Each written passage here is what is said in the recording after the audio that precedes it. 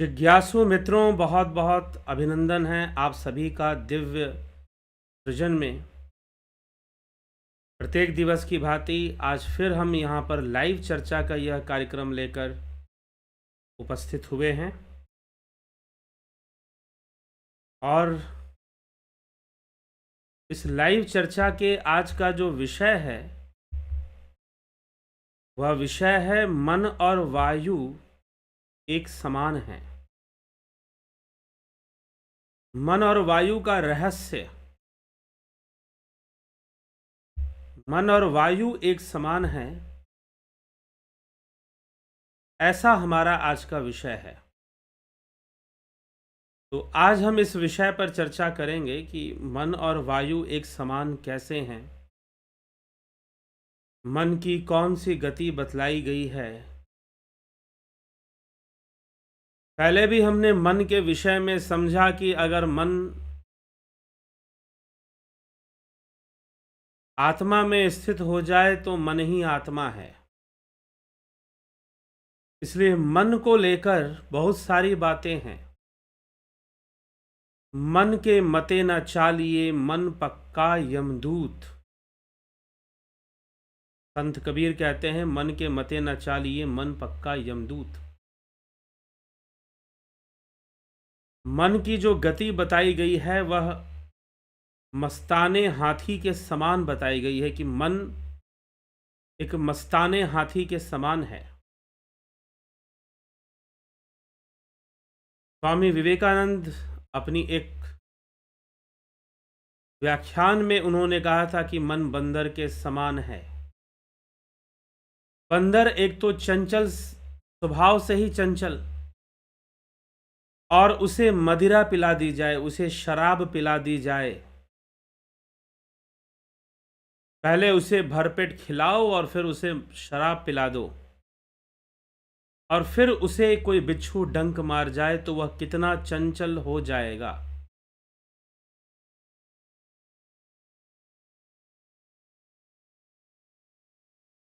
तो मन जो है वह बहुत ही चंचल है।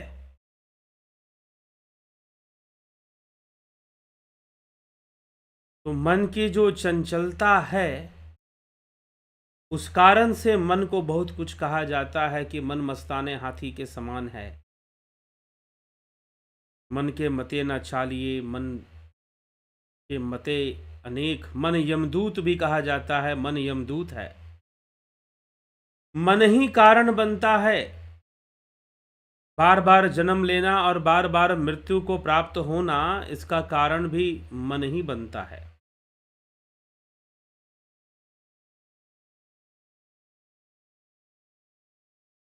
तो इसका कारण भी मन ही बनता है, क्योंकि मन पक्का यमदूत है। तो मन के मते न चालिए, मन के मते अनेक, ये अनेक मत हैं। मन को वायु तत्व ही समझा जाता है और मन अनेकों क्रियाकलाप करता है, इंद्रियों के वशीभूत, अनेकों विचार देता है, अनेकों परिस्थितियां हमारे अंदर प्रकट करता है, अनेकों परिस्थितियों में यह हमें डाल देता है। तो ये सब मन की कहानी है, यह सब मन की बातें हैं जो हम यहाँ पर कर रहे हैं। मन के विषय में ऐसा कहा जाता है, लेकिन मन है क्या? मन की छोटी छोटी बातें और उसकी छोटी छोटी कमजोरियों को अगर समझा जाए तो मन पर विजय भी प्राप्त किया जा सकता है, मन पर विजय भी प्राप्त हो सकता है। इसीलिए मन से भागने की जरूरत नहीं है, मन को समझने की जरूरत है। अनेकों विचार, विचारों का समूह, विचारों का प्रवाह, यही तो मन है। और इन विचारों का जो प्रवाह है वो उत्पन्न कहाँ से होता है? तो वह उत्पन्न होता है हमारे इंद्रियों से और चित्त से। चित्त में पड़े हुए संस्कार कभी हावी हो जाते हैं और कभी मन इंद्रियों से ग्रहण करता है विचारों को। चित्त के संस्कारों के साथ वह मिल जाता है और मिलकर एक नया रूप धारण कर लेता है, तो हम कभी उसे शैतान कहते हैं, कभी उसे यमदूत कहते हैं।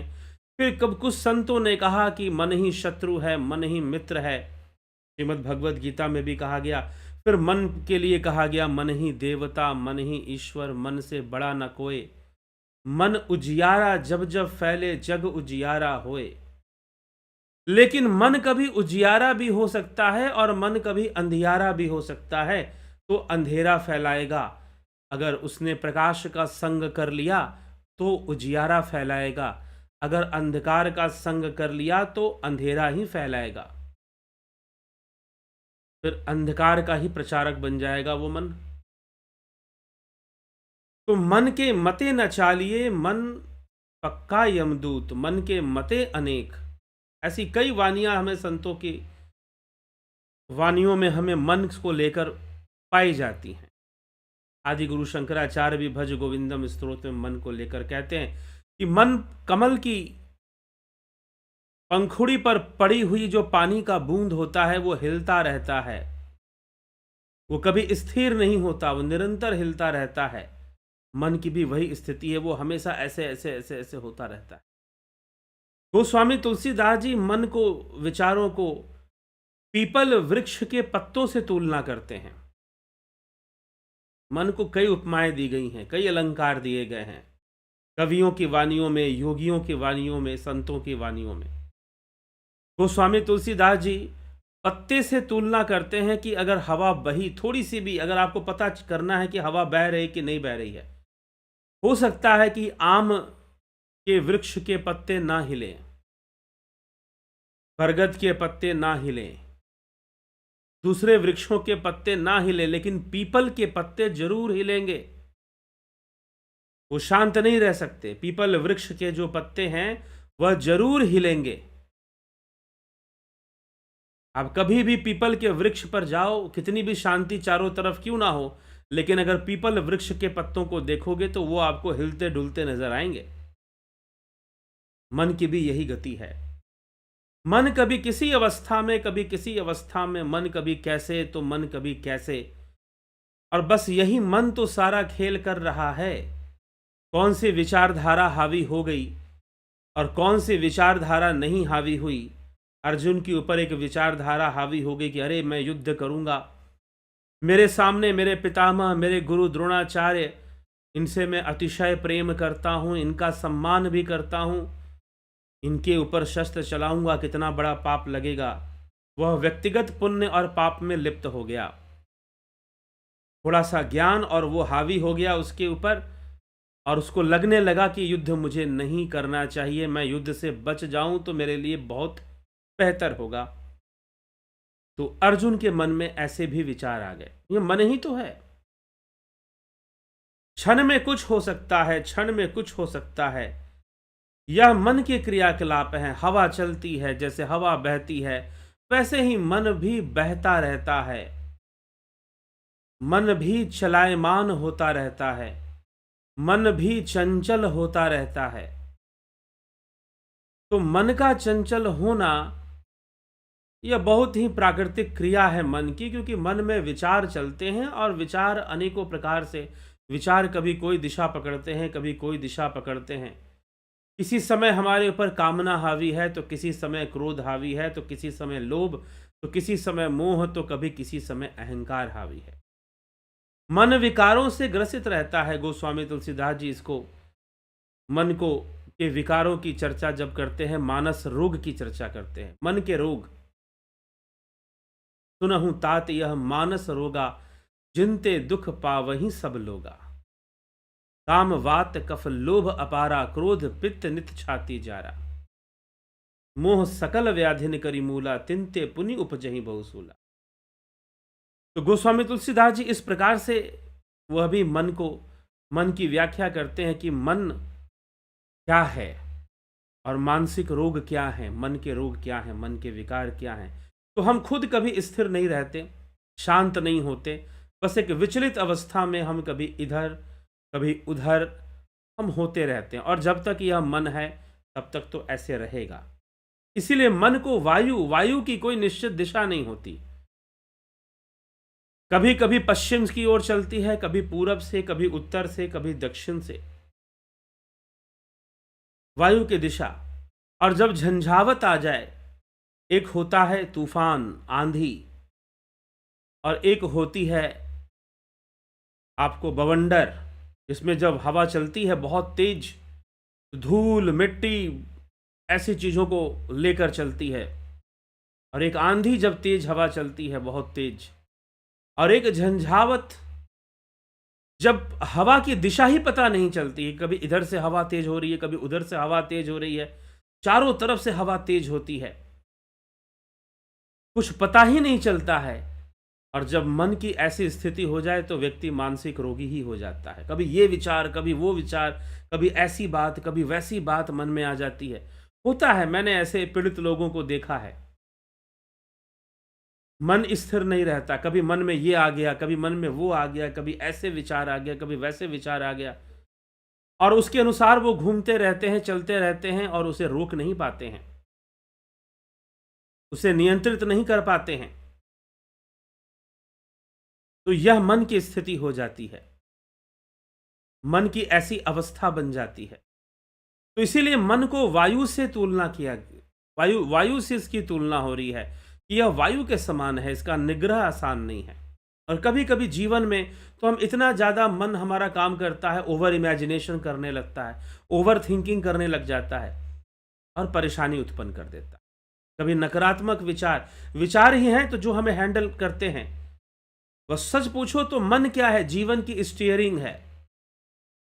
अगर इस मन को सही से घुमाना आपने सीख लिया, मन की स्टीयरिंग, अगर अपने लाइफ की स्टीयरिंग को अपने कंट्रोल में रखना है, गाड़ी को अपने कंट्रोल में रखना है कि भाई इस दिशा में चलना है तो इस दिशा में चलना है, तो मन को ही कंट्रोल में रखना पड़ेगा, मन को ही वश में रखना पड़ेगा, यही करना पड़ेगा। लेकिन समझना पड़ेगा कि मन की कमजोरी क्या है। मन को वश में करना आसान नहीं है। अर्जुन कहता है मन तो वायु के समान है, मन का निग्रह करना आसान नहीं है। वेरियस टाइप्स ऑफ थॉट्स, अनेकों विचार, कभी कुछ कभी कुछ कभी कुछ कभी कुछ मन में आते हैं और एक तूफान खड़ा कर देते हैं। कभी डिप्रेशन में ले जाते हैं, कभी ओवर कॉन्फिडेंस में ले जाते हैं, कभी ओवर इमेजिनेशन में ले जाते हैं, ओवर इमोशन में ले जाते हैं, ओवर एंगर में ले जाता है मन। ये चलता रहता है। तो साक्षी भाव से अपने मन को देखिए, अपने विचारों को देखिए, और समझिए कि आप मन नहीं हैं, आप विचार नहीं हैं। आत्मा की सत्ता तो इससे भी अलग है, इससे भी परे है। समझिए कि मैं इन सबसे अलग हूं। मेरे मन में भले विचार आ रहे हैं, लेकिन फिर भी मैं इनसे अलग हूं। आप ऐसा समझकर जब चलेंगे तभी मन के विचारों को पकड़ पाएंगे और मन को नियंत्रण कर पाएंगे। मन मस्ताने हाथी के समान है, पागल हाथी के समान। मन सर्प के समान भी कहा गया। तो इस तरह से मन और माया की चर्चा भी होती है। लेकिन मन का क्या कोई निगरान नहीं हो सकता। अगर मन का सिस्टम समझ में आ जाए, मन का सिस्टम अगर समझ में आ जाए आपको कि मन कैसे कार्य कर रहा है, तो निश्चय ही वो कंट्रोल किया जा सकता है। मन को अपना मित्र बनाया जा सकता है, अपने काम में उसको प्रयोग में लिया जा सकता है, मन की शक्ति को। और मन की शक्ति यदि एकाग्र हो जाए तो स्वामी विवेकानंद जी कहते हैं, जैसे मैग्नीफाइंग ग्लास के सामने अगर हम सूर्य की किरणों को रखें, सूर्य की किरणों के सामने अगर हम मैग्नीफाइंग ग्लास को रखते हैं तो वो ग्लास क्या करेगा? सूर्य की किरणों को एकत्र कर देगा, इकट्ठा कर देगा। तो फिर क्या होगा? वहां पर इतनी ताकत आ जाएगी उस सूर्य की किरणों में कि वो आग भी लग सकती है। सूखे घासों में, कागजों में आग लग जाती है। तो मन इस प्रकार से कार्य करता रहता है, मन इस प्रकार से चलता रहता है। यदि मन को एकाग्र कर दिया जाए, मन की शक्तियों को एकाग्र कर लिया जाए, तो मन भी एक बहुत बड़ी शक्ति की तरह काम करता है, बहुत ज्ञान दे सकता है आपको। जो ज्ञान इंद्रियों से प्राप्त करना संभव नहीं है, मन वो भी ज्ञान दे सकता है। मन उन विषयों को भी सामने ला सकता है जो इंद्रियों से संभव नहीं है। आवश्यकता है मन को शांत करने की, मन को एकाग्र करने की, तभी जाकर यह संभव है। और अर्जुन की यही समस्या है। श्री कृष्ण गीता में, श्रीमद् भगवद गीता में अर्जुन भगवान से प्रश्न करता है, मधुसूदन त्वा साम्येन यह अयम योगः प्रोक्तः चंचलत्वात्, जो अयम योगस्त्वया प्रोक्तः साम्येन मधुसूदन, एतस्याहं न पश्यामि चंचलत्वात् स्थितम स्थिरम। अर्थात कि यह मन बड़ा चंचल है। हे मधुसूदन, आपने समतापूर्वक जो यह योग कहा है, मन की चंचलता के कारण मैं इसे योग में स्थित, मैं इसे योग में स्थिर स्थिति नहीं देख पा रहा हूं कि मैं इसे योग में स्थित हो पाऊंगा, मुझे नहीं लग रहा, क्योंकि मन बड़ा चंचल है। चंचलम ही मनः कृष्ण प्रमाथि बलवद दृढ़म, तस्याहम निग्रहम मन्ने वायोरीव सुदुष्करम। कारण कि हे कृष्ण, मन बड़ा ही चंचल, प्रमथनशील, प्रमाथी है, दृढ़ और जिद्दी है और बलवान है। जिद पूर्वक यह अपने कार्य में लगा लेता है जो यह चाहता है। उसको रोकना वायु की तरह अत्यंत ही कठिन है। वायोरीव सुदुष्करम, ये अत्यंत ही कठिन है वन को रोकना। मैं कैसे रोकूं मन को? वायु के समान इसको कठिन लग रहा है। तब भगवान यहां पर कह रहे हैं, उत्तर देते हुए अर्जुन को, समाधान देते हुए, वो समाधान संपूर्ण जनमानस के लिए, सबके लिए है। वह समाधान सबके लिए है। और श्री कृष्ण कहते हैं, असंशयम महाबाहो मनो दुर्निग्रहम चलम, अभ्यासेन तू कौन्तेय वैराग्येन च गृह्यते। हे महाबाहो, यह मन बड़ा चंचल है, इसका निग्रह करना भी बड़ा कठिन है, दुष्कर है, इसमें कोई संशय नहीं है। असंशयम, यह तुम्हारा कहना बिल्कुल ठीक है, इसमें कोई संशय नहीं। परंतु हे कौन्तेय, हे कुंती नंदन, अभ्यासेन तू कौन्तेय वैराग्येन च गृह्यते। हे कौन्तेय, अभ्यास और वैराग्य के द्वारा इसका निग्रह किया जा सकता है, इसका निग्रह किया जा सकता है। जी हां, practice makes a man perfect.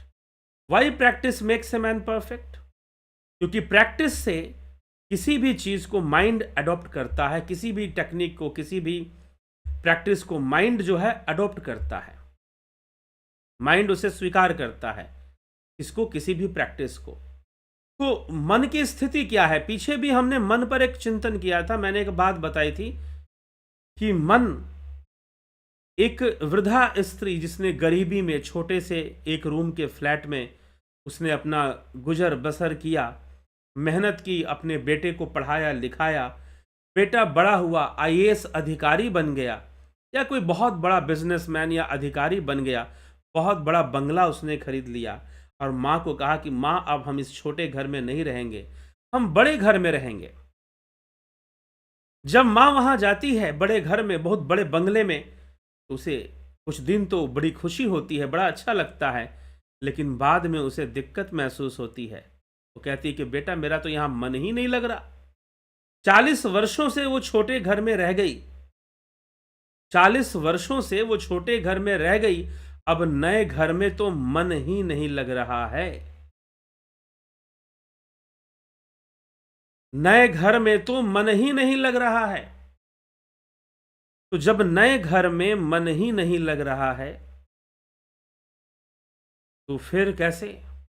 मन तो लगना चाहिए, लेकिन नहीं लग रहा, क्योंकि मन को बड़े घर का अभ्यास नहीं है। अब छोटे घर में थे, थोड़ी थोड़ी दूरियों पर चीजें सामान रखे होते थे।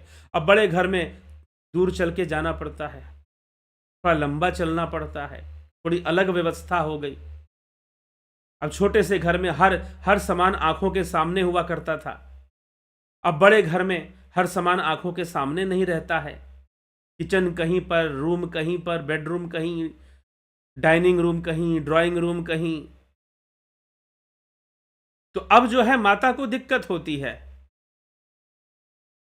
कि भाई अब इतना सामान, अब उनको माइंड उसके लिए अभ्यस्त नहीं है। मन और अभ्यास, ये दोनों का बहुत ही पक्का रिश्ता है। अगर हम थोड़ी सी मैथमेटिक्स की भाषा में बात करें, डायरेक्टली प्रोपोर्शनल है। Mind and practice directly proportional है। आप जैसा प्रैक्टिस करेंगे, माइंड उसको अडॉप्ट कर लेगा। यह मन की स्थिति है, माइंड उसको अडॉप्ट कर लेगा। आप जैसा प्रैक्टिस करेंगे मन वैसा बनना शुरू कर देगा। एक दिन में नहीं, 2 दिन में नहीं, लेकिन अगर प्रैक्टिस करते रहेंगे तो जरूर बनना शुरू कर देगा। यह मन की कमजोरी है, इसलिए मन को भी पकड़ने का तरीका है। इसको हैंडल कैसे करना है, इसको पकड़ना कैसे है। इससे झगड़ा मत करो। आप सोचोगे कि अचानक मेरा मन बदल जाएगा। एक भाई साहब थे, उनको तंबाकू खाने की आदत थी। तंबाकू खाने की आदत थी। वो मेरे पास आए, उन्होंने कहा कि आदत मेरी छूट नहीं रही है। मैंने कहा कि आपको तंबाकू अच्छा लगता है? उन्होंने कहा कि जी अच्छा लगता है, तभी तो खा रहा हूं। इसका नशा अच्छा लगता है, इससे जो नशा पैदा होता है वो मुझे अच्छा लगता है, इसीलिए मेरी आदत पड़ी हुई है और मैं खाते रहता हूं तंबाकू। छूटती नहीं है तो छोड़ो, पकड़ा है तो छोड़ेगा कौन।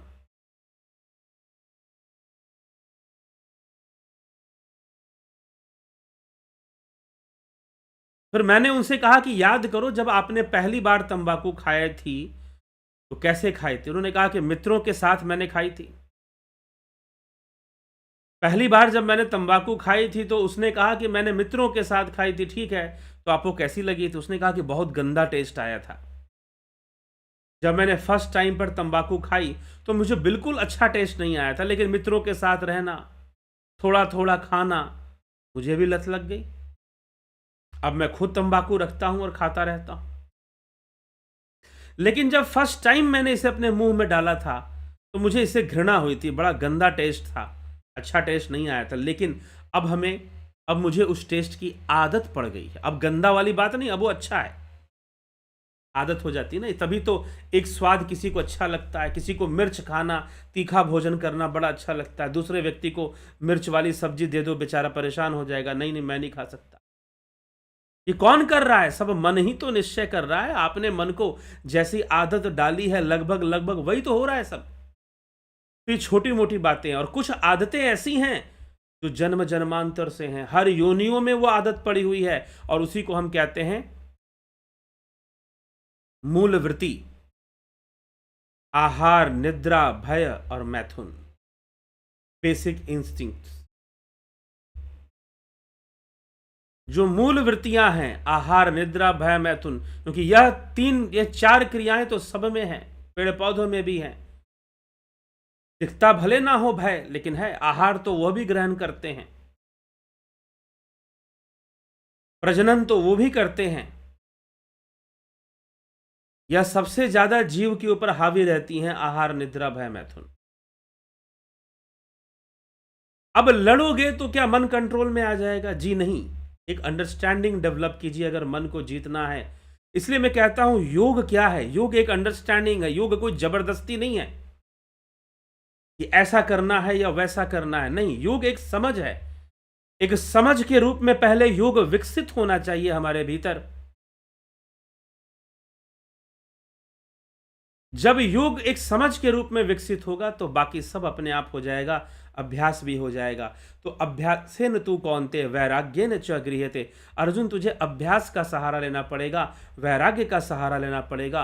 अभ्यास, अब वैराग्य शब्द का अर्थ क्या है भाई? सब कुछ घर बार छोड़ो, यही तो वैराग्य है। जब तक घर नहीं छोड़ोगे तब तक वैराग्य कैसा?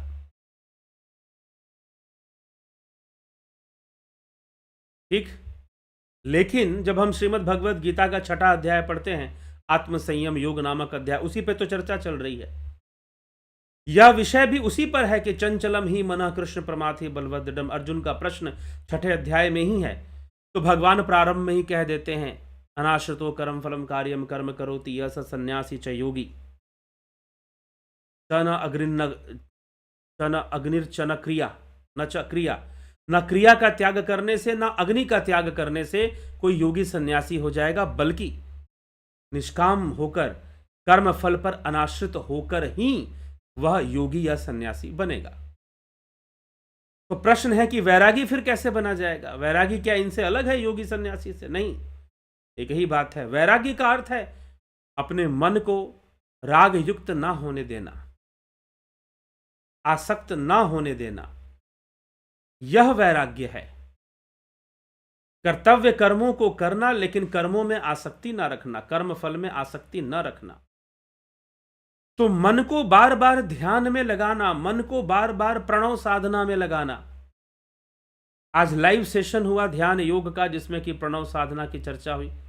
मन को बार बार प्रणव साधना में लगाना,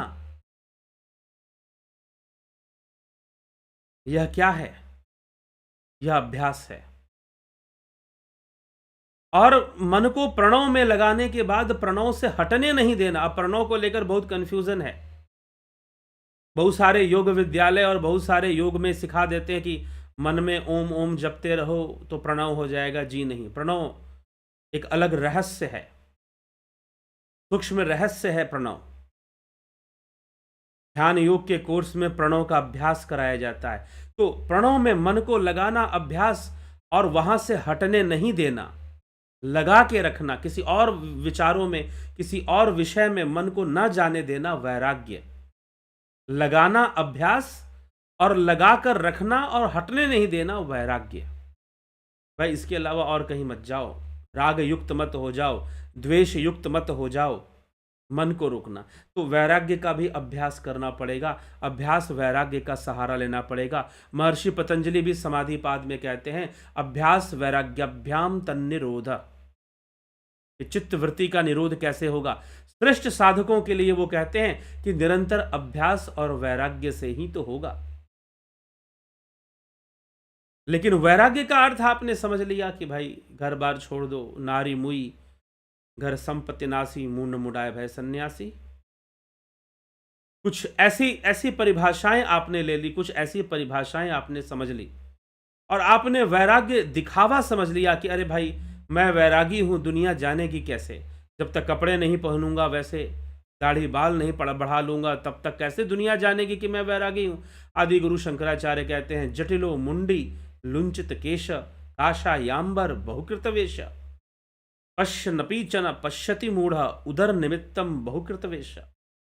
लोग जटाएं बढ़ा लेते हैं, मूंड मुड़ा लेते हैं, बालों को साफ करवा लेते हैं और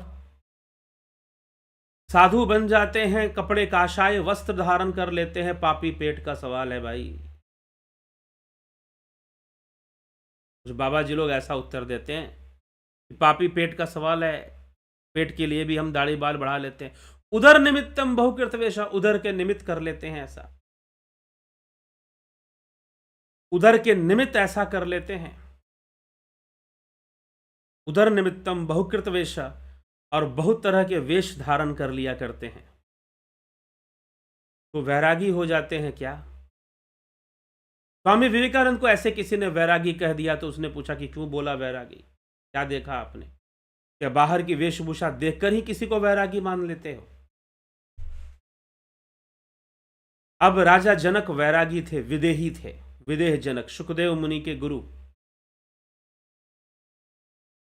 भागवत का प्रवचन करने वाले, भागवत सुनाने वाले सुखदेव मुनि के गुरु राजा जनक वैरागी थे, विदेही थे, लेकिन राजा थे, गृहस्थ में थे। तो तात्पर्य कहने का अर्थ है कि आप गृहस्थ में हैं कि सन्यासी बन के रह रहे हैं, यह महत्व तो नहीं है। महत्व तो है कि आप अपने ऊपर काम कितना कर रहे हैं। दुनिया के ऊपर तो बहुत काम कर रहे हैं, लेकिन स्वयं के ऊपर आप कितना कार्य कर रहे हैं? आप कितना अपने मन के साथ खेल रहे हैं, मन को समझ रहे हैं, और मन का निग्रह करने में कितना सफल हो पा रहे हैं और कितना कर पा रहे हैं? प्रश्न ये है। प्रश्न ये नहीं है कि आप कितना दिख रहे हैं, कैसे दिख रहे हैं। इसलिए योग का मार्ग जो है ना, बड़ा विचित्र मार्ग है। यह स्वयं के साथ ईमानदारी का मार्ग है, स्वयं के साथ ईमानदारी का मार्ग है। इसीलिए हमें स्वयं के प्रति ही जागरूक होना है। तो चंचलम ही मनः कृष्ण प्रमाथि बलवत दृढ़म, यह मन बड़ा ही बलवान और बड़ा जिद्दी और बड़ा चंचल और वायु के समान है। अभ्यासेन तू कौन्ते वैराग्येन च गृह्यते, अभ्यास वैराग्य का सहारा तो लेना पड़ेगा ना, प्रैक्टिस करनी पड़ेगी। मन के साथ झगड़ा करने से नहीं होगा कि मेरा मन क्यों नहीं कंट्रोल होता है, क्यों खाने के लिए मेरा मन कंट्रोल नहीं होता है। पीछे भाई साहब ने एक फ़ोन किया कि नहीं हो पाता है, कई बार कोशिश करता हूँ कि भोजन का पर कंट्रोल करूँ, लेकिन फिर भोजन कर लेता हूँ, कुछ कहीं पर स्वादिष्ट दिख जाता है, कहीं पर अच्छे अच्छे व्यंजन दिख जाते हैं, चलो कर ही लेते हैं, और करने के बाद फिर पछतावा भी होता है। नेचुरोपैथी का कोर्स कर लो, अभ्यास करवा देंगे खाना छोड़ने का भी। लेकिन खाना भी जरूरी है, क्योंकि जो भोजन नहीं करेगा वो योग भी तो नहीं कर सकता। परंतु एक संयम में, एक संतुलन में, योग का उद्देश्य ही है संतुलन बनाकर रखना। शारीरिक रूप से भी, मानसिक रूप से भी संतुलन बनाकर रखना। जबरदस्ती का बॉडी बिल्डिंग नहीं करना, जबरदस्ती का स्लिम ट्रिम दिखने के चक्कर में अपनी हालत पतली करने की जरूरत नहीं है। एक संतुलन में आइए, संतुलन की अवस्था में आइए। शरीर को लेकर जब बात होती है तो आजकल शरीर को लेकर जब बहुत परेशान है लोग, योग वो खूब करते हैं, तो ये जबरदस्ती वाला योग मत कीजिए, एक संतुलन की अवस्था में आइए। शरीर की प्रकृतियां भी, और तुलना भी मत कीजिए दूसरों से, क्योंकि शरीर की प्रकृति अलग अलग होती है। किसी किसी का शरीर होता है जो थोड़ा सा स्थूल होने की प्रकृति होती है, थोड़ा सा मोटा होने की प्रकृति होती है उसमें, और किसी किसी का शरीर होता है कि वो बेचारा कितना भी खा ले, वो 10 आलू के पराठे खा ले। मैं ऐसे ऐसे लोगों से मिला हूं, इसलिए बता रहा हूं।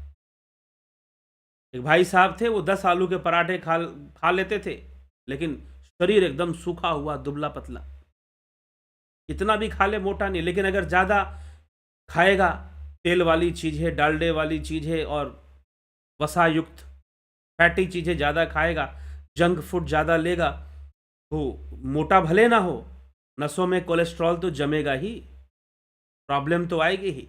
एक इंजीनियर था, एक लड़का, उसको यही प्रॉब्लम, दुबला पतला देखने में एकदम, मोटा होगा मोटा होगा, घर वालों ने खूब घी खिलाया, खूब घी खिलाया, खूब घी खिलाया, मात्र 28 साल की उम्र में कोलेस्ट्रॉल की प्रॉब्लम शुरू हो गई, और मोटा तो फिर भी ना हो पाया। वो मोटा तो फिर भी ना हो पाया। हाँ ठीक है, वजन ना बढ़े शरीर का, इतना ध्यान रखना चाहिए, लेकिन एकदम सूख जाओ वह भी ठीक नहीं है। स्लिम ट्रिम बने रहिए, लेकिन इतना ट्रिम मत हो जाइए स्लिम होने के चक्कर में। तो संतुलन बनाकर रखना यह योग है, और जब मन पर नियंत्रण होगा तभी यह संभव है। जरूरी है इन सभी बातों को समझना। तो संतुलन बनाना, योग संतुलित करना, मन ही तो साथ देगा, तभी तो संभव होगा कि बहुत अधिक खाने वाला, बिल्कुल नहीं खाने वाला, बहुत अधिक सोने वाला, बिल्कुल नहीं सोने वाला, इनके द्वारा योग सिद्ध नहीं हो सकता। मन को भी एक संतुलित अवस्था में रखना पड़ेगा, धीरे धीरे मन को पकड़ना पड़ेगा। जो स्नेक कैचर होते हैं ना, सर्प मित्र जो होते हैं, वो सांप को कैसे पकड़ते हैं? डरते नहीं हैं, क्योंकि वो सर्प की प्रकृति से पूरी तरह से उनका साक्षात्कार हो चुका, जानते हैं कि भाई इसकी प्रकृति क्या है, ये कैसे डंक मारेगा, कैसे डसेगा, कैसे ये हमला करेगा, वो सब जानते हैं। तो पहले से तैयार होते हैं, धीरे धीरे उसके पीछे हाथ ले जाते हैं, और ले जाकर हाथ को तुरंत उसके पास नहीं ले जाते, जानते हैं कि तुरंत जाएगा तो ये डसेगा। दूर से कुछ देर दूरी पर रखेंगे हाथ को, और इंतजार करेंगे कि ये कोई एक्शन लेता है कि नहीं लेता। जब देखेंगे भाई अब ये कोई एक्शन नहीं ले रहा, मतलब इसका डर खत्म हो गया है, इसे लग गया है कि हाथ ये जो आया है इसे पकड़ने के लिए नहीं आया है, उसके मन में ऐसी, सांप के मन में ऐसी फीलिंग आ जाती है, और उसी समय उसकी गर्दन पकड़ लेते हैं।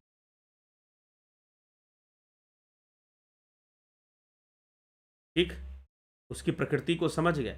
तो मन की प्रकृति को हम समझ जाएं कि मन कैसे कार्य करता है, मन किस तरह से कार्य करता है। अगर हम ये बहुत भली भांति समझ रहे हैं तो निश्चय ही हम कर सकते हैं। तो समझ लीजिए कि मन वायु की तरह कार्य करता है, लेकिन इसकी जो वायु की तरह कार्य करने की जो निर्भरता है, जो डिपेंडेंसी है, वह रिपीटिशन पर है। Repetition of thoughts makes a thoughts dominant. विचारों की जो पुनरावृत्ति है, रिपीटिशन है, जो विचारों की बार बार रिपीट होना, वो उन्हें डोमिनेट कर देता है, उन्हें ताकत देता है। उनकी फ्रीक्वेंसी फ्रीक्वेंसी बढ़ेगी, मन की ताकत बढ़ जाएगी, किसी भी विचारधारा की ताकत बढ़ जाएगी। ये करना है, ये नहीं करना है, अगर कोई काम करना है आपको, जरूरी है, तो उसकी फ्रीक्वेंसी बढ़ाइए, डेली बढ़ाइए, धीरे धीरे बढ़ाइए, अभ्यास में लाइए, वो विचार आप पर हावी हो जाएगा और वो आप कार्य कर पाएंगे। लेकिन फिर भी मैं एक बात, बेसिक इंस्टिंक्ट को थोड़ा बाहर निकाल दीजिए अभी, आहार, निद्रा, भय, मैथुन, ठीक है? ये बेसिक इंस्टिंक्ट अलग ढंग से काम करती हैं, इनकी जड़ें ज्यादा मजबूत होती हैं। लेकिन अगर निरंतर अभ्यास किया जाए तो इनको भी बदला जा सकता है। लेकिन जबरदस्ती मत कीजिए। अगर आपको अपने मन को कंट्रोल करना है, कोई हैबिट चेंज करनी है, कोई हैबिट में आप आ गए हैं और उस हैबिट को आप चेंज करना चाहते हैं, जैसे देर से उठना या देर से सोना, तो पहली बात तो आपकी अपनी चॉइसेस है, लेकिन फिर भी आप बदलना चाहते हैं अपनी चॉइसेस को भी, तो धीरे धीरे प्रैक्टिस में चीजों को ले आइए। अभी एक महानुभाव जो थे, वो जो थे जर्मनी से भारत आ गए, भारत में 1 डेढ़ महीना 2 महीना बिता दिए, अब फिर जर्मनी चले गए। अब जब जर्मनी चले गए तो अब टाइम पैटर्न जो था वो चेंज हो गया। भारत में थे तो 11 बजे रात को सोते थे, अब वहां यहां जब 11 बजता है तो वहां 7:30 बजते हैं। यहां जब 11 बजता है तो वहां 7:30 बजते हैं। अब उनको जब जर्मनी चले गए तो उनको 7:30 बजे ही नींद आनी शुरू हो जाए, क्योंकि वो एक्चुअल टाइम है उनको, क्योंकि उस समय इंडिया में जब जर्मनी में शाम के 7:30 बजते हैं तो इंडिया में रात्रि के 11 बज रहे होते हैं। जो लोग ट्रैवल करते हैं ना, इस चीज को बहुत अच्छे से एक्सपीरियंस करते हैं, how the mind works, mind की मैट्रिक्स क्या है, ठीक? तो उसको जिस चीज की हैबिट आप दे दोगे वो वैसा बनना शुरू कर देगा। आप उसे अच्छी चीजों की हैबिट दो, उसे आप व्याख्यान यह जो है उसको सुनने की हैबिट दो, सुनते रहो। तो अगर आप इसे अच्छी चीजों की हैबिट दोगे तो ये अच्छा बनने लगेगा, बुरी चीजों की हैबिट दोगे तो बुरा बनने लगेगा। टेस्ट टेस्ट की बात है, जीभ का स्वाद भी वैसे ही काम करता है। अब हमारे दक्षिणी क्षेत्र में, सदर्न पार्ट ऑफ इंडिया में लगभग एक जैसा खाना खाते हैं। वैसे लोग पूरे भारत में मैंने घूमा तो लगभग लोग खाना मिलता जुलता ही खाते हैं। एक कॉमन सी चीज है कि दाल जरूर खाते हैं। अब दाल में सांभर, सब्जियां उब्जियां डालकर, इमली इमली डालकर सांभर बना दो। अब उड़ीसा में डालमा बना लेते हैं लोग। अब जो है कहीं पर सिंपल दाल बना लेते हैं, कहीं पर पतली दाल बनाते हैं, कहीं गाढ़ी दाल बनाते हैं, पंजाब में चले जाओ तो। लेकिन दाल पूरे भारत में लोग खाते हैं। पहाड़ों में भी चले जाओ तो वहाँ दाल भात जरूर खाते हैं। तो जो खाने का जो है उसी में थोड़ा थोड़ा डिफरेंस आपको मिलेगा, लेकिन फिर भी मिलता जुलता है सांस्कृतिक रूप से। आप कहीं भी चले जाओ, भारत में लोग हाथ से खाना पसंद करते हैं। वो थोड़े शहर में जो रह गए हैं, फैशनेबल हो गए हैं, वो चम्मच से खाते हैं, लेकिन खाना लोग हाथ से ही पसंद करते हैं ज़्यादातर भारतीय लोग। कहीं भी ऐसा नहीं कि सिर्फ दक्षिण भारत के लोग हाथ से खाते हैं, उत्तर भारत में भी आप गांवों के क्षेत्र में जाएंगे, सब लोग हाथ से खाते, कोई चम्मच से नहीं खाता। अब जिनको चम्मच से खाने की आदत नहीं है, उनको चम्मच से खाएंगे, उनको वो बोलते हैं कि हमको चम्मच से खाओ, तो हमको लगता नहीं कि खाना खाया। ठीक है? मेरे एक तमिलियन मित्र थे, उनको जब तक इमली का कुछ इफेक्ट ना मिले तो उनको उतना अच्छा नहीं लगता। हैबिट में आ गया है, फूड हैबिट।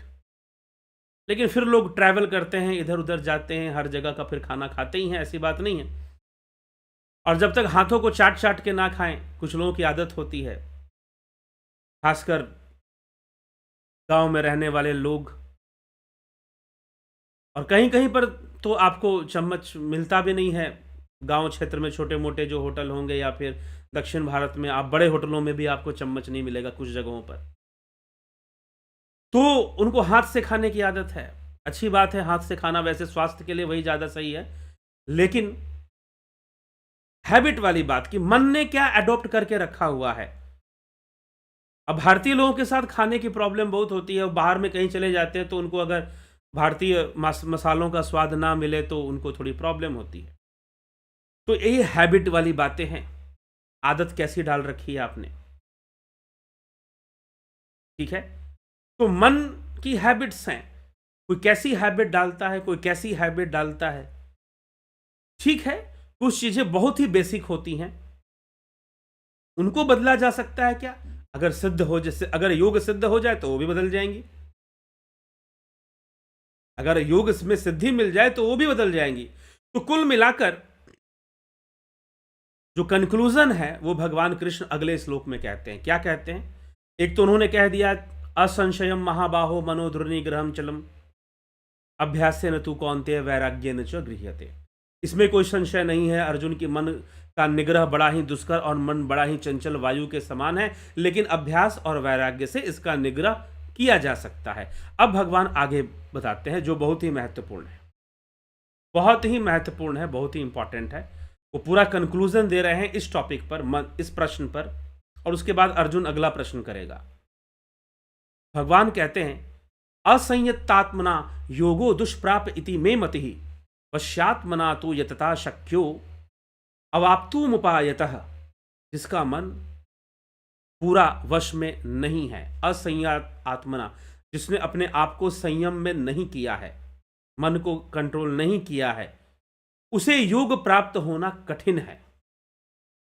सीधी सी बात भगवान कह रहे हैं कि भाई जिसने अपने मन को संयम में नहीं रखा है, संयम में रहने का मतलब ये नहीं है कि ये छोड़ दो वो छोड़ दो, नहीं, संयम में रहो ना, खाना पीना है, स्वादिष्ट भोजन करो, लेकिन संयम में करो, संयम वाला नियम लागू करो, संतुलन का नियम लागू करो। इसलिए मैं कहता हूं, योगी बनना चाहते हो, सिर्फ सूर्य नमस्कार करने से नहीं हो जाएगा, वो भस्त्रिका और कपालभाति करने से भी नहीं हो जाएगा। संतुलन के सिद्धांत को समझो, योग को समझना है और योगी बनना है तो सिद्धांत को समझिए।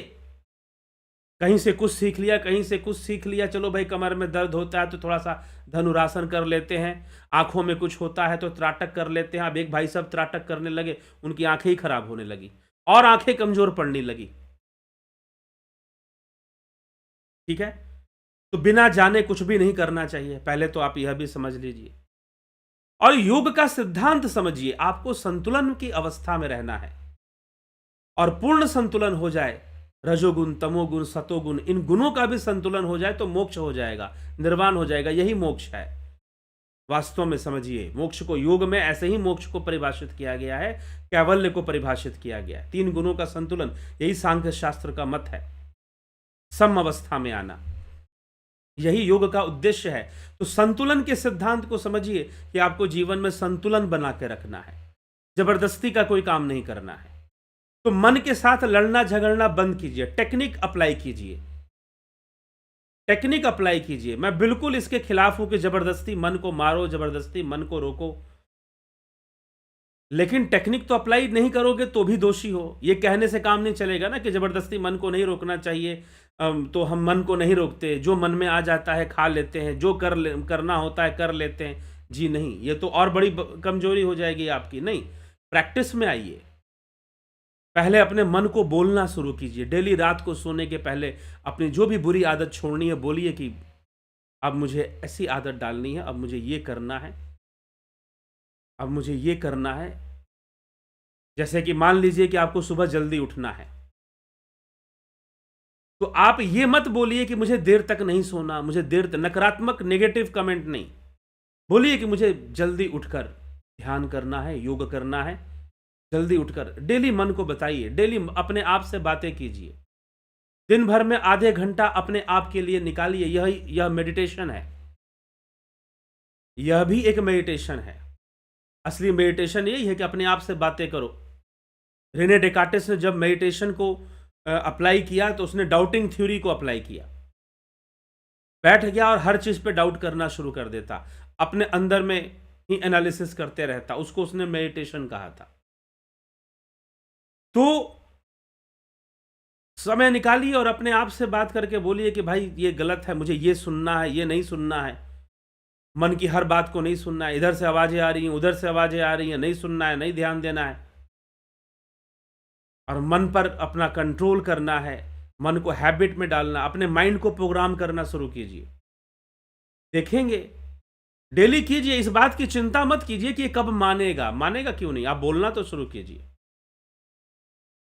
आप उसे इंस्ट्रक्शन तो दीजिए।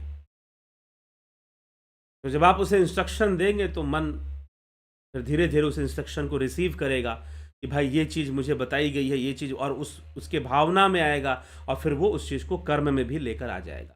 तो सुबह उठना आपके लिए आसान हो जाएगा। तो ऐसे किसी भी हैबिट को आप इस तरह से डाइवर्ट कर सकते हैं, डाइवर्जन दे सकते हैं अपने माइंड को। लेकिन आप सोचेंगे कि ज़बरदस्ती इसको हम कर दें, तो ज़बरदस्ती ये होने वाला नहीं, आपसे कई गुना ज़्यादा ताकतवर है, पटक के मारेगा वहीं पर। अच्छा बेटा, बहुत कॉन्फिडेंस बढ़ गया है तेरा, सुबह सुबह उठना है, उठ। ऐसा मारेगा कि तुम 10 बजे तक सोए रहोगे, फिर जबरदस्ती करोगे इसके साथ। तो धीरे धीरे, इसीलिए भगवान कह रहे अभ्यासेन तु कौन्तेय वैराग्येन च गृह्यते। ठीक, तो मन को लगा के रखो प्रणव में। एक बार एक किसान था, उसको कहते हैं कि उसको कोई जिन चाहिए था जो काम करेगा। वो किसी तांत्रिक वांत्रिक ऐसे गया किसी मौलवी तांत्रिक के पास और कहा कि मुझे कोई जिन दे दो जो मेरा सारा काम कर दे। कहा कि ठीक है, ले जा। दे दिया जिन। कहा कि ध्यान रखना, दे तो दिया लेकिन इसे काम पे लगा के रखना। अगर तुमने इसको काम नहीं दिया तो ये तुझे मारने के लिए निकल पड़ेगा। इसका काम होगा कि ये तुझे मार देगा। तो कहा कि ठीक है। अब जिन को काम पे लगा दे। जिन को बोला कि जा भाई खेतों में बीज बो दे, खेतों में बीज बो देता, पानी दे दे, सिंचाई कर दे, सिंचाई कर देता, बोझा उठा दे, बोझा उठा देता, ये काम करके आ, वो काम कर देता, ऐसा काम करके आ, वैसा काम कर देता, सारे काम चुटकी बजाते कर देता। अब किसान ने सोचा कि सारे काम तो हो गए, इसे काम क्या बोलूं, अब कोई काम ही नहीं। तो जैसे ही कोई खाली हुआ, जिन इसकी गर्दन पकड़ ली कि अब तुझे नहीं छोड़ूंगा। अब वो किसान भागा, किसी मौलवी तांत्रिक के पास, कहा कि भाई ये तो ले लो अपना जिन विन, ये तो मुझे ही मारने के लिए दौड़ रहा है, मुझे ही मारने पर के पीछे पड़ा हुआ है। कहा कि मैंने कहा था इसे काम में लगा के रखना। अच्छा ठीक है, कोई काम ना हो तो एक काम करो, अपने घर की आंगन में एक बांस गाड़ दो और जब कोई काम ना हो इसके बोलो कि ऊपर चढ़ो नीचे उतरो, ऊपर चढ़ो नीचे उतरो, लगे रहो।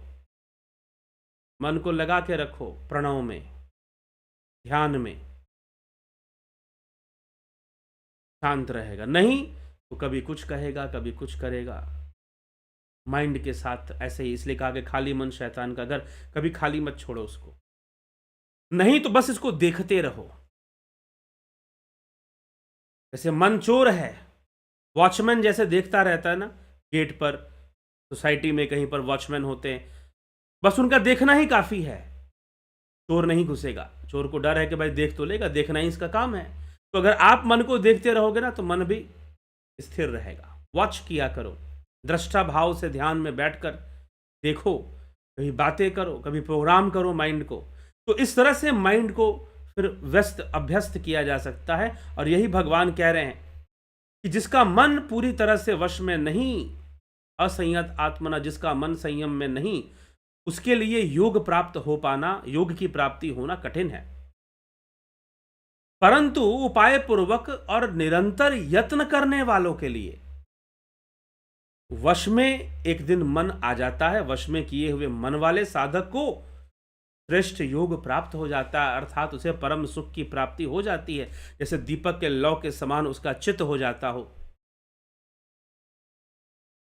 वैसा हो जाएगा उसके साथ, अगर वो यत्न करता रहेगा और उसे सही गाइडलाइंस मिल जाए, सही तरीका पता चल जाए कि कैसे अंतर्मुखी होना है, कैसे यत्न करना है, तो और अच्छी बात है। अगर वो यत्न करता रहेगा तो निश्चय ही वो एक दिन अपने मन को पूरी तरह से पकड़ लेगा और उसके लिए योग करना आसान हो जाएगा। तो कहने का मतलब प्रैक्टिस तो करनी पड़ेगी, अभ्यास करना पड़ेगा। तो मन की कमजोरी को समझिए और समझ कर चलिए तो निश्चय ही मन आपके कंट्रोल में आएगा और योग भी होगा और कैवल्य भी होगा, अपवर्ग भी होगा। तो यह सब मन के रहस्य हैं और इसी उद्देश्य से यह ध्यान योग का कोर्स प्रत्येक महीने शुरू होता है 20 फरवरी से, 20 तारीख से। तो ये 20 फरवरी से ये ध्यान योग का कोर्स शुरू होगा। आप इसे ज्वाइन करें और इसका पूरा पूरा लाभ आप उठा सकते हैं। हर महीने 20 फरवरी से यह होता है। अभी फरवरी का, क्षमा करें, हर महीने 20 तारीख से होता है। अभी फरवरी का महीना चल रहा है तो फरवरी में 20 से होगा, लेकिन वैसे आगे भी मार्च में, अप्रैल में, जब भी हो, जून, जुलाई, अगस्त, सितंबर, अक्टूबर, 20 तारीख के आसपास ही यह शुरू होता है। तो आप इसे ज्वाइन कर सकते हैं और इसका लाभ उठा सकते हैं। इसके अंतर्गत आपको गाइडेड मेडिटेशन, ट्रांसेंडेंटल मेडिटेशन और स्पिरिचुअल हीलिंग सिखाया जाता है। इसके डिटेल्स आप लेना चाहते हैं तो आप इस नंबर पर कांटेक्ट करेंगे 9661802459।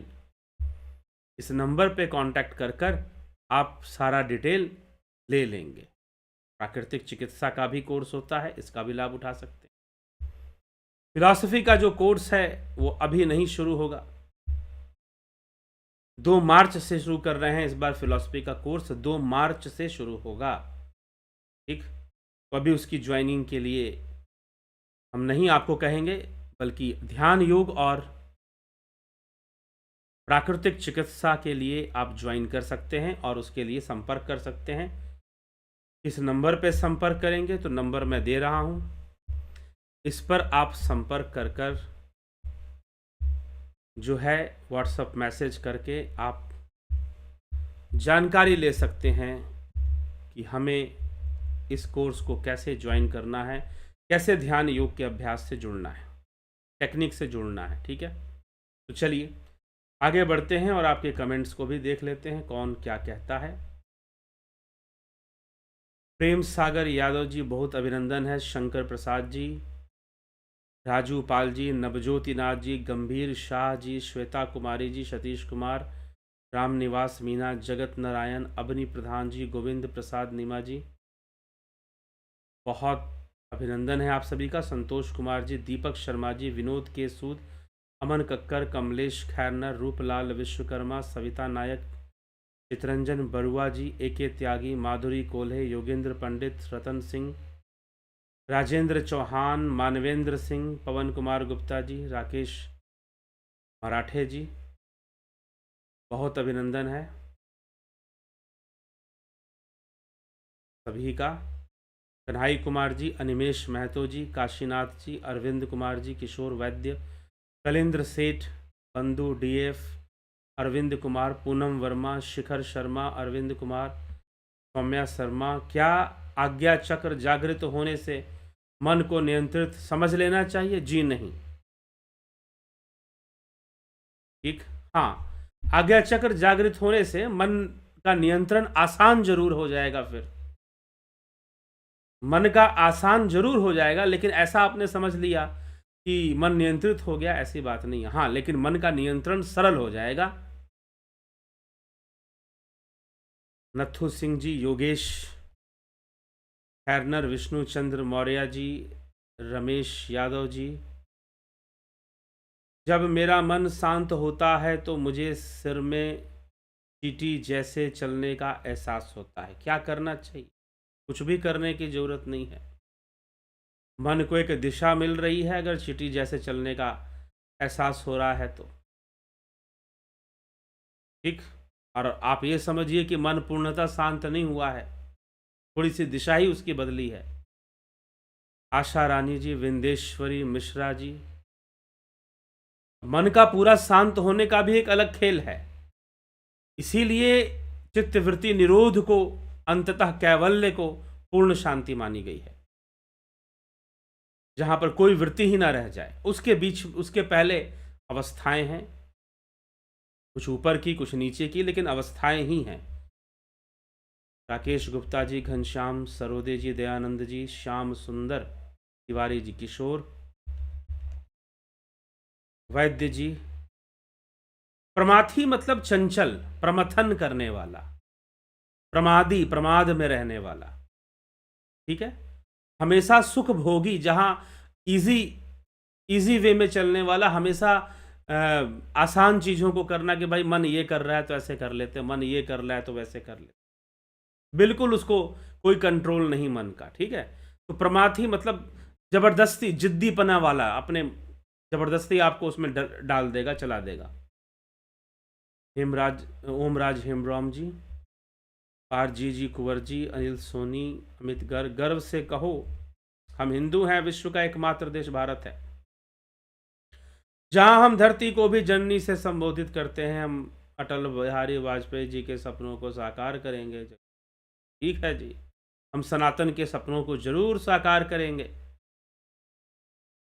सौम्या शर्मा जी, क्या समाधि में क्लिनिकली डेथ भी प्रूव हो जाती है? समाधि एक अलग विषय है, मृत्यु तो शरीर के लिए है। समाधि में क्लिनिकली डेथ भी प्रूव हो सकती है, लेकिन समाधि तो, अगर आप निर्बीज समाधि की हम बात करें, अगर हम निर्बीज समाधि की हम बात करें, तो जो निर्बीज समाधि है वह तो मृत्यु से भी परे की चीज है। तो हो सकता है क्लिनिकली डेथ भी प्रूव हो जाए।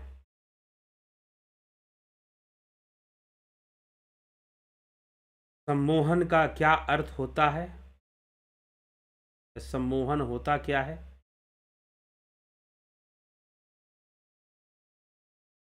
ये प्रश्न, सम्मोहन का क्या अर्थ होता है? सम्मोहन अब एक अलग विषय है। सम्मोहन, तंत्र मंत्र और बहुत सारी चीजें होती हैं।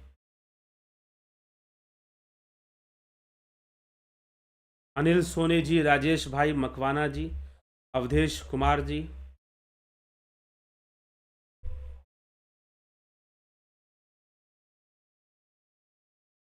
भगवान श्री कृष्ण अर्जुन से कहते हैं कि युद्ध भी कर और मेरा स्मरण भी, दोनों कैसे करें? यही तो अभ्यास का विषय है कि दोनों कैसे करें। अभ्यास करेगा तो दोनों संभव है। श्रद्धा और अभ्यास, इसलिए श्रद्धा युक्त होकर अभ्यास करना चाहिए। श्रद्धा नहीं होगी तो वो भी दिक्कत है। श्रद्धा भी मन की एक तैयारी है, एक एक्सेप्टेंस है।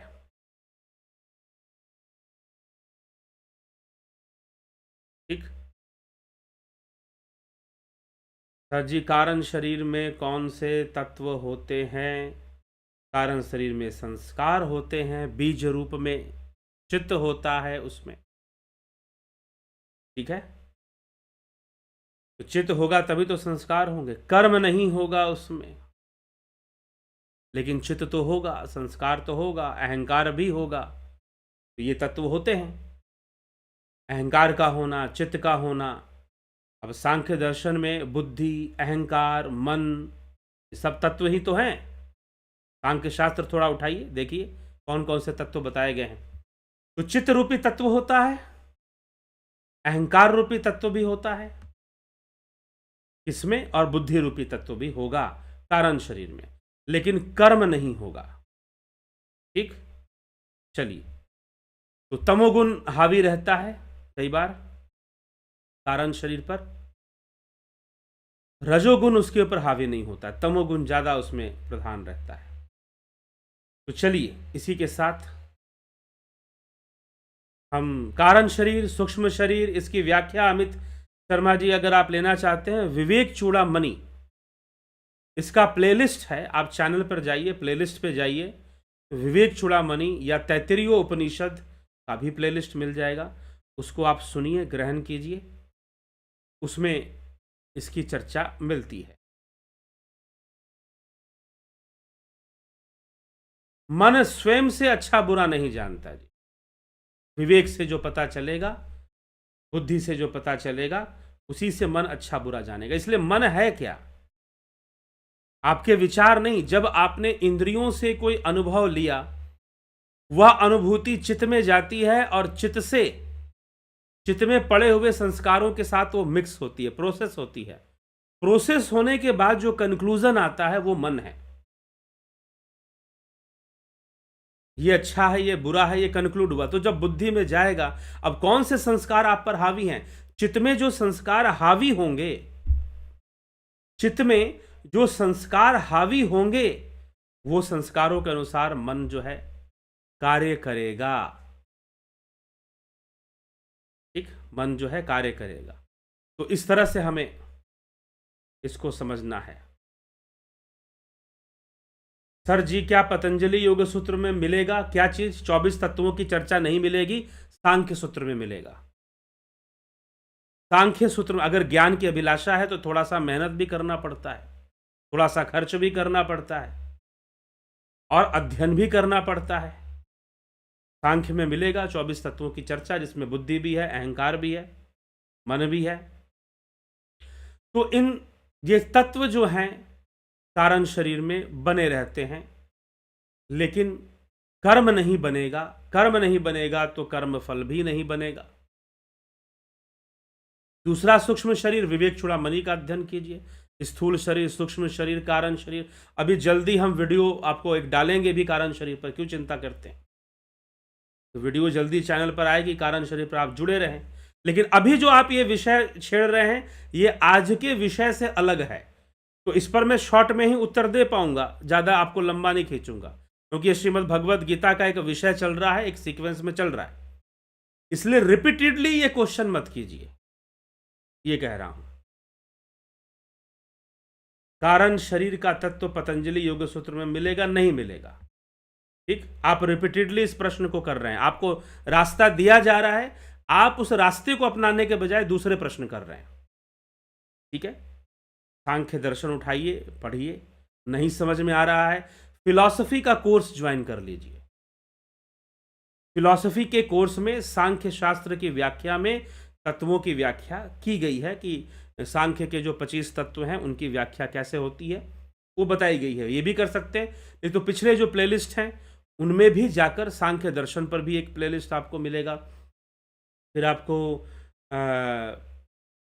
योग सूत्र पर तो है ही, योग सूत्र में आपको एक्टिविटीज बताई जाएंगी कि चित्त कैसे काम कर रहा है, विचार कैसे चल रहे हैं, क्लेश कैसे वर्क कर रहे हैं। ठीक है, लिंग शरीर, लिंग की चर्चा आएगी। लिंग शरीर मतलब सूक्ष्म शरीर की चर्चा आएगी। विवेक चूड़ामणि आपको बताया जा रहा है। ठीक है, तो ये सब सारी चीजें बताई गई हैं, तो उनको जरूर आप उसका अनुसरण कीजिए। ठीक है, तो यह विषय है। तो चलते हैं अभी, और अभी हम विराम देंगे अपने इस कार्यक्रम को, और कल फिर मिलेंगे लाइव चर्चा में 9 PM पर। श्रीमद् भगवद गीता की ही चर्चा आगे बढ़ रही है और बढ़ेगी। अभी अर्जुन के बहुत बड़े बड़े प्रश्न हैं, और भगवान श्री कृष्ण बड़े बड़े रहस्यों को प्रकट करने वाले हैं। ठीक है, तो इसलिए आप आगे जुड़े रहें, चैनल को सब्सक्राइब कर दें जिससे कि नोटिफिकेशन आपको मिले। सब्सक्राइब जरूर करें जिन लोगों ने नहीं किया है।